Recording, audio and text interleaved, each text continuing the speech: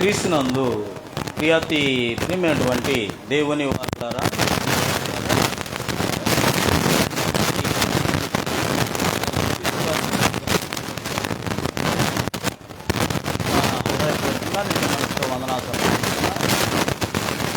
మంచి ఆయుష్ ఆరోగ్యాలు వర్ధిల్లాలని, కుటుంబం అన్నీ కూడా బాగుండాలని మీ అందరికీ కూడా కనుక దేవుని యందు ఆసక్తితో భయభక్తితో విరిగి నలిగిన హృదయంతో ఆయన సన్నిధిలో చేరి దేవుడు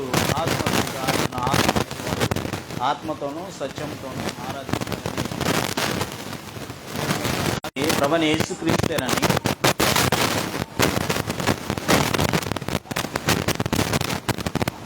ఏ సందర్భంలో ఆజ్ఞాపించాడో కూడా మనం చూసాము. పస్కాను గురించి ఆజ్ఞాపించినట్లుగా కూడా మనం చూసాం. రొట్టె ద్రాక్ష రసం కూడా తీసుకోవాలి అనే దాని గురించి కూడా మనం దేవుని యొక్క వాక్యాన్ని నేర్చుకున్నాం. ఆ రొట్టె ద్రాక్ష రసం ఏదో మన దగ్గరకు వస్తుంది కదా,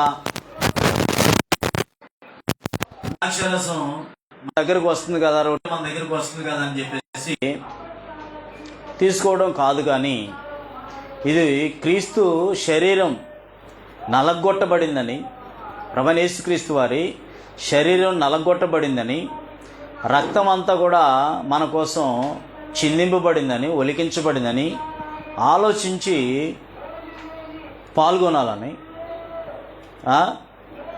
ఇంచుమించు మనిషి శరీరంలో మనిషి శరీరంలో 6-7 లీటర్లు బ్లడ్ ఉంటుందని డాక్టర్లు చెప్తూ ఉంటారు. అయితే ఆ డాక్టర్లు ఆ రక్తం అంతా కూడా ఒలికించి మన కోసము మేకులతో కొట్టబడ్డాడని, కొరడాలతో ఇట్లా పెట్టి, దానికి ఇలాగ ఉంటాయి, దాన్ని పెట్టి ఇలా కొట్టి చీలుస్తుంటే ఎక్కడికక్కడ చీలి వస్తూ బ్లడ్ గారుతూ ఉండటం మనం చూస్తాము. ముళ్ళ కిరీటం పెట్టారని, మేకులతో దిగ్గొట్టి ఆయన శరీరంలో ఉన్న రక్తం అంతా కూడా ఇంచుమించు 6-7 లీటర్లు ఏ విధంగా ఉంటుందో అంతా కూడా మన కోసం కార్చాడని, డిసిప్లిన్గా దాన్ని తీసుకోవాలని కూడా గ్రంథం తెలియజేస్తుంది. మొదటి భాగాన్ని నేర్చుకున్నాము గడిచిన తరగతిలో. రెండో భాగాన్ని నేర్చుకోవడానికి ప్రయత్నం చేద్దాం. రెండో భాగంలో ప్రభురాత్రి భోజనము రెండో భాగం. ప్రభురాత్రి భోజనము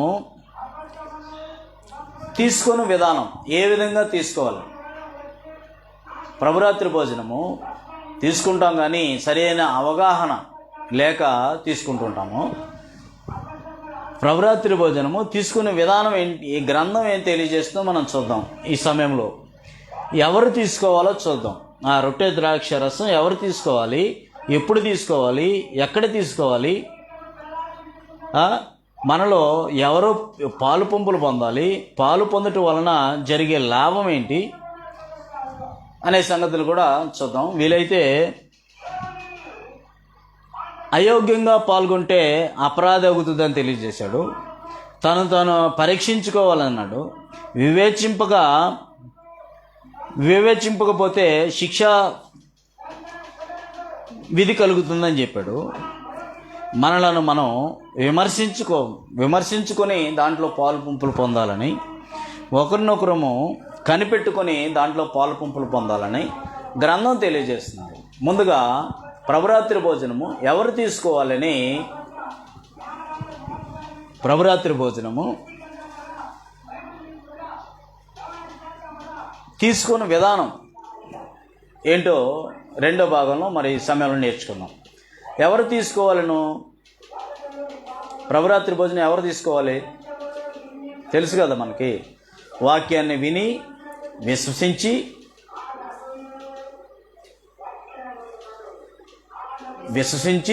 నీ హృదయంలో, నీ నోటితో ఒప్పుకుని నీ హృదయంలో విశ్వసించి నమ్మి బాప్తిసం తీసుకున్న ప్రతి ఒక్కళ్ళు కూడా అర్హులే. ఎవరిది పడితే వాళ్ళు తీసుకునేది కాదు. ఎవరు తీసుకోవాలంటే చూడండి ఒకసారి అపోస్తుల కార్యములు 2వ అధ్యాయము, అపోస్తుల కార్యములు 2వ అధ్యాయము 41, 42 వచనాలు గమనించినట్లయితే, కాబట్టి అతని వాక్యము అంగీకరించిన వారు బాప్తిసం పొందిరి. ఆ దినమందు ఇంచుమించు 3,000 మంది చేర్చబడిరి. వీరు అపోస్తుల బోధ యందును, సహవాసమందును, రొట్టె విరుచుట యందును, ప్రార్థన చేయడి యందును ఎడతెగక ఉండిరి. కనబడిందా? 41, 42 వచనాల్లో. కాబట్టి అతని వాక్యం, ఎవరి వాక్యము? ఇంచుమించు పెంతెకొస్తు పండుగ రోజున అపొస్తలుల పెంతెకొస్తు పండుగ దినం వచ్చినప్పుడు అందరూ కూడా ఒక చోట కూటున్నారు. అప్పుడు వేగముగా వీచు గాలి వంటి ఒక ధ్వని ఆకాశం నుండి అకస్మాత్తుగా వారు కూర్చుని ఉన్న ఇల్లంతా నిండినప్పుడు పేతురు గారు లేచి ప్రసంగం చేశారు. అక్కడ ఇంచుమించు 1500 దేశాల వాళ్ళు ఉన్నారు.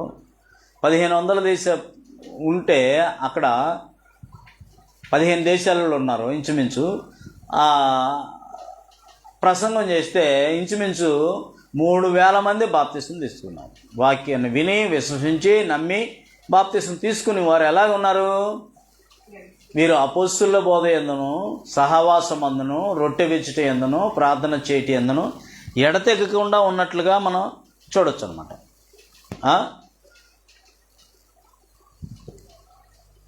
వారు రొట్టె ద్రాక్షరసం తీసుకున్నట్లుగా మనం చూస్తాం. ఆ 3,000 మంది ఎవరు పడితే వాళ్ళు ప్రభురాత్రి భోజనంలో పాలు పంపులు పొందకూడదు. బాప్తిసం పొందిన తర్వాత ఒక అర్హత అనేది ఉంటుంది. దేనికైనా సరే ఒక అర్హత అనేది ఉంటుంది. బాప్తిసం పొందిన తర్వాత పొందాల్సిన అవస్థ అనేది ఉంది. ఎవరైతే బాప్తిసం పొందారో, ఎవరైతే రక్షణ పొందారో, ఎవరైతే రక్షణలో కొనసాగుతూ ప్రభురాత్రి భోజనం ఏకీభవించి పాల్గొనే అర్హత అనేది ఉంటుందన్నమాట. ఒక అర్హత అనేది ఉంటుంది. అప్పుడు నీకు దీవెన ఉంటుంది, ఆశీర్వాదం ఉంటుంది, మేలు కలుగుతుంది. కొంతమంది తెలియక పొందేస్తూ ఉంటారు. తెలియక పాలు పంపులు పొందేస్తూ ఉంటారు. ప్రతి వ్యక్తి కూడా వాక్యాన్ని విని మారు మనసు పొంది బాప్తిసం పొంది దేవుణ్ణి ఆరాధిస్తూ ఆరాధనలో ప్రభురాత్రి భోజనం పొందాల్సిన అవస్థ అనేది ఉంది. కొన్నిసార్లు ఏం జరుగుతుందంటే ఆరాధనకు వచ్చేటప్పుడు మన పిల్లల్ని కూడా తీసుకొస్తుంటాం. పిల్లల్ని కూడా తీసుకొచ్చి సగం మన తిని సగం వాళ్ళ నోట్లో పెడుతూ ఉంటాం. సగం రొట్టె మనం తిని సగం రొట్టె ముక్క వాళ్ళ నోట్లో పెడుతూ ఉంటాం. వాళ్ళు గోల చేస్తుంటారు, వాళ్ళకి తెలియదు కదా. కొంచెం ద్రాక్షరసం మనం తిని వాళ్ళ నోట్లో కొంచెం పోస్తూ ఉంటాం అనమాట. అలాగ చేయకూడదు. వాళ్ళకి తెలియదు, మనకు తెలుసు కదా. వాళ్ళకి తెలియదు విషయం, మనకు తెలుసు. వాళ్ళకి అంతగా ద్రాక్షరసం కావాలంటే స్టాల్స్లో ద్రాక్షరసం ఒక బాటిల్ కొనిస్తే వాళ్ళ ఇంట్లో చేస్తారు. కానీ దీంట్లో పాలు పంపులు పొందడం వల్ల వాళ్ళకేం ప్రయోజనం అనేది ఉండదు అని గమనించాల్సిన అవస్థ అనేది ఉన్నదన్నమాట. వాళ్ళు ఏడుస్తారు. అయినా సరే వాళ్ళకి తెలియదు, మనకు తెలుసు కాబట్టి అలాగ చేయాల్సిన అవస్థ అనేది ఉందన్నమాట. బాప్తిసము, ప్రభురాత్రి భోజనము తీసుకునే విధానం ఎవరు తీసుకోవాలనుకున్నాం? ఎవరు తీసుకోవాలి? బాప్తిసం పొందిన, నమ్మి బాప్తిసం పొంది వాక్యాన్ని విని విశ్వసించి నోటితో ఒప్పుకొని, హృదయంలో విశ్వసించి నోటితో ఒప్పుకొని నమ్మి బాప్తిసం ఎవరైతే తీసుకుంటారో వాళ్ళు, బాప్తిసం తీసుకున్న వాళ్ళు, రక్షణను పొందినవారు రక్షణలో కొనసాగుతూ తీసుకోవాల్సిన అవస్థ అనేది ఉందన్నమాట. ఎప్పుడు తీసుకోవాలి, ఎవరు తీసుకోవాలో చూసాము. ఎప్పుడు తీసుకోవాలి? కాబట్టి ఈ విషయాన్ని కనుక జాగ్రత్తగా మనం ఆలోచన చేసినట్లయితే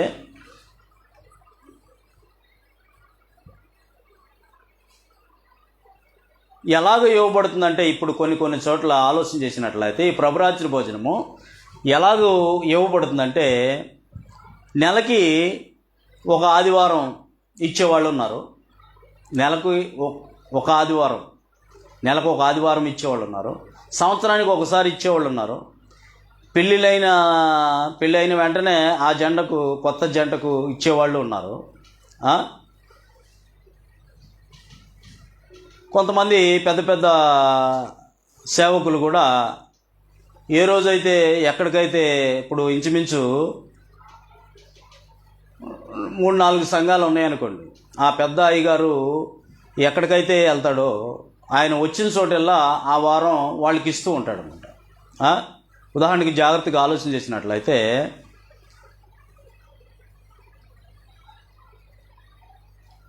అంటే మనుషులు వారికి అనుకూలంగా మార్చుకున్నట్లుగా మనం చూస్తాం. వారికి అనుకూలను బట్టి ఇంచుమించు పాస్టర్ గారు ఉన్నారనుకోండి, ఇప్పుడు 4-5 సంఘాలు ఉంటాయి అనుకోండి, పాస్టర్ గారు ఏ వారం ఏ సంఘంలోనికి అయితే వెళ్తారో ఆ సంఘంలో నా ద్వారానే ఇవ్వాలి రొట్టె ద్రాక్షరసం అనే ఉద్దేశంతో అలాగా ఇవ్వబడుతుంది. వారు మొట్టమొదటి వారము ఒక సంఘానికి వెళ్ళారనుకోండి, అక్కడ ఇస్తారు. రెండవ వారం వేరే సంఘానికి వెళ్ళారనుకోండి, అక్కడ వాళ్ళకి ఇస్తారు. ఈ విధంగా ఇస్తూ వెళుతూ ఉన్నట్లుగా మనం చూడొచ్చు అనమాట. కాబట్టి జాగ్రత్తగా ఆలోచన చేసినట్లయితే ఆదివారం అనేది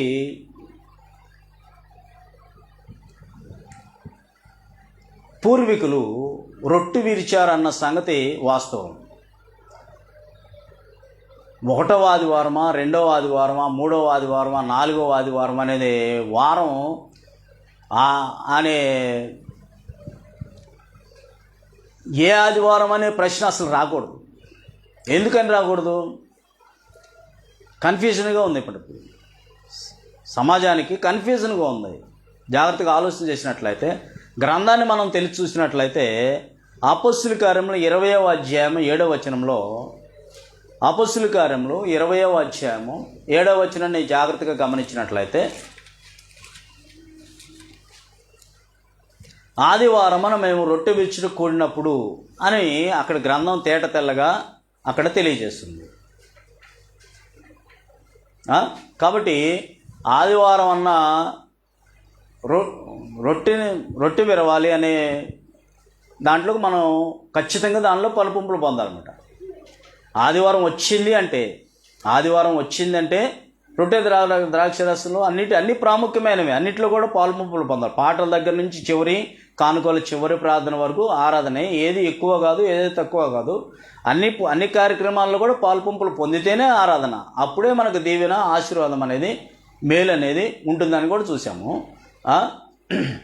ఏ ఆదివారం అనే ప్రశ్న అనేది మనకు రాకూడదు. ఏ ఆదివారం అనే ప్రశ్న వచ్చింది అనంటే మానవ పద్ధతులు ప్రవేశిస్తాయి. ఆదివారం విరవాలంటున్నాడు. ఆదివారం వస్తే ఖచ్చితంగా విరవాలి. ఆదివారం ఇంకా వేరే ఆలోచన అనేది రాకూడదు అన్నమాట. ఇక మనం ఆదివారం వచ్చిందంటే ఖచ్చితంగా విరవాల్సిన అవస్థ అనేది ఉంది.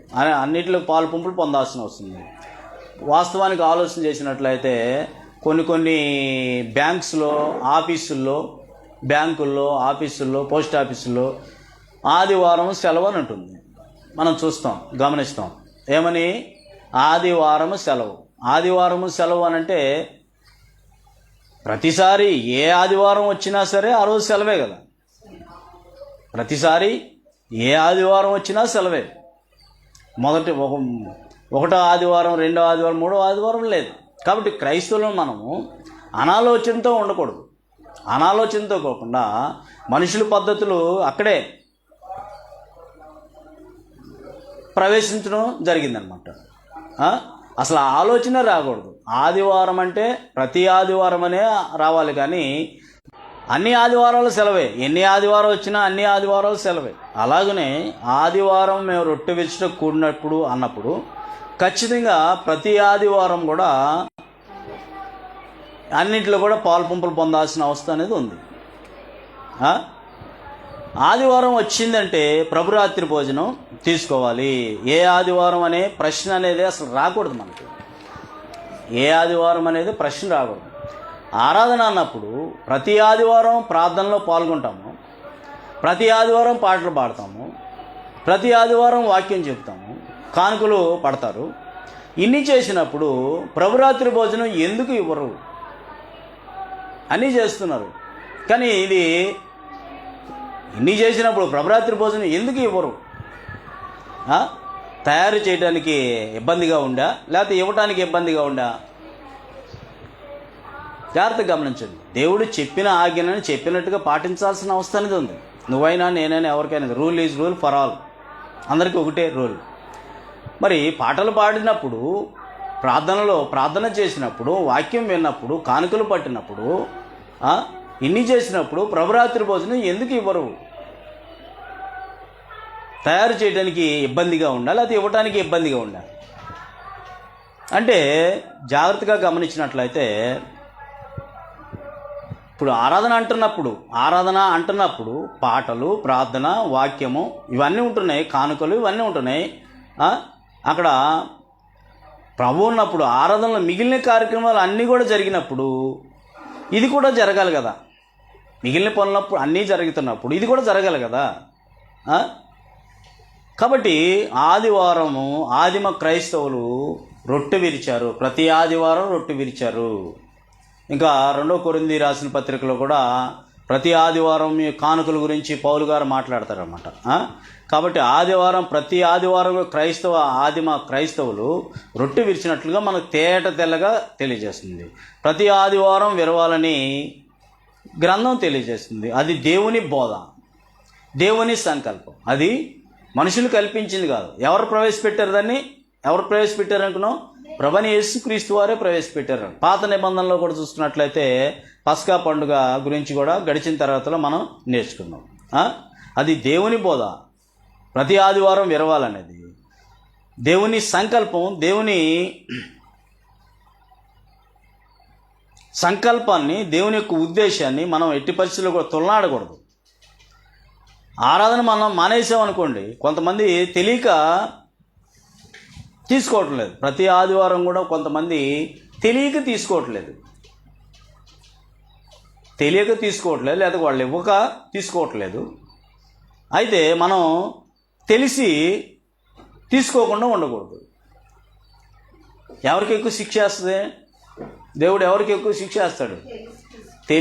తెలిసి తెలియకపోతే క్షమాపణ ఉంటుంది, కానీ తెలిసి చేయకపోతే దానికి ఎక్కువ శిక్ష ఉంటుంది అన్నమాట కదా. మనకందరికీ తెలిసిన సంగతి కదా. తెలియని దానికైతే తెలియని దానికైతే క్షమాపణ ఉంటుంది.